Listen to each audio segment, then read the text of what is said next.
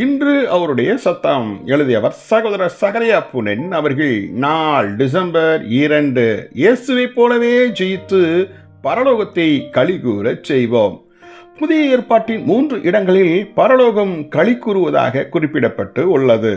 1. லூக்கா 15ஆம் அதிகாரம் 7வது வசனம். இங்கே மனம் திரும்புகிற ஒரு பாவியின் நிமித்தம் பரலோகத்தில் மிகுந்த மகிழ்ச்சி உண்டாகிறது என கூறப்பட்டு உள்ளது. 2. வெளிப்படுத்தல் 12ஆம் அதிகாரம் 12வது வசனம். ஒரு விசுவாசி சாத்தானை ஜெயிக்கும் பொழுது பரலோகத்தில் மிகுந்த மகிழ்ச்சி உண்டாகிறது. 3. வெளிப்படுத்தல் 19ஆம் அதிகாரம் 7வது வசனம். ஆட்டுக்குட்டியானவரின் கல்யாணம் வந்தது. அவரின் மனைவி தன்னை ஆயத்தம் பண்ணினாள். எனவே நாம் சந்தோஷப்பட்டு களி கூறுவோம் என கூறப்பட்டதை வாசிக்கிறோம்.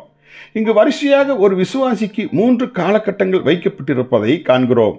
முதல் காலகட்டமாக ஒருவன் தன் பாவங்களிலிருந்து மனம் திரும்புவதும், 2வது காலகட்டமாக இந்த விசுவாசி தன் தனிப்பட்ட ஜீவியத்தில் சாத்தானை ஜெயிப்பதும், 3வது காலகட்டமாக என்னை நானே ஆட்டுக்குட்டியானவரின் திருமணத்திற்கு அவரின் மனைவியாக ஆயத்தம் செய்து கொள்வதும் ஆகும்.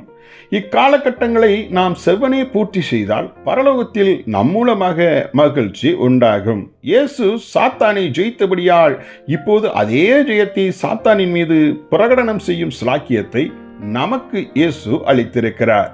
எனவேதான் ரோமர் 16ஆம் அதிகாரம் 20ஆம் வசனத்தில் சமாதானத்தின் தேவன் சீக்கிரமாய் சாத்தானை உங்கள் கால்களின் கீழே நசுக்கப்படுவார் என கூறப்பட்டு உள்ளது. அதாவது சாத்தான் ஏற்கனவே சிலுவையில் நசுக்கப்பட்டு விட்டான். ஆனால் இப்போது பூமியில் இருக்கும் விசுவாசிகளுக்கு இதே சிலாக்கியம் இயேசு கிறிஸ்துவனால் கையளிக்கப்படுகிறது. வெளிப்படுத்தல் 12ஆம் அதிகாரம் 4வது வசனத்தில் சாத்தான் பிள்ளையை, அதாவது கிறிஸ்துவை பட்சிக்கும்படி முயற்சித்தான். அதில் அவன் தோற்று போனான்.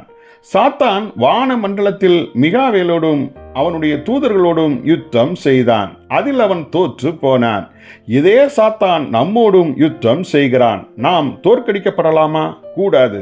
இயேசு நமக்காக சிலுவையில் சம்பாதித்த வெற்றியை சாத்தானின் மீது பிரகடனம் செய்து நம் அனுதின வாழ்க்கையில் அவனை நம் கால்களின் கீழ் மிதிக்க வேண்டும் என்ற அழைப்பை உணராதிருப்போம் என்றால் அது வெட்கத்துக்கு உரியதாகும்.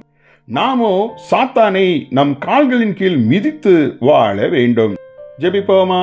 எங்கள் பரம தகப்பனே, இயேசுவில் முற்றிலும் ஜெயம் பெறும் வாழ்வினால் பரலோகத்தை நாங்கள் களிப்புறச் செய்திட கிருபை தாரும். இயேசுவின் நாமத்தில் ஆமென்.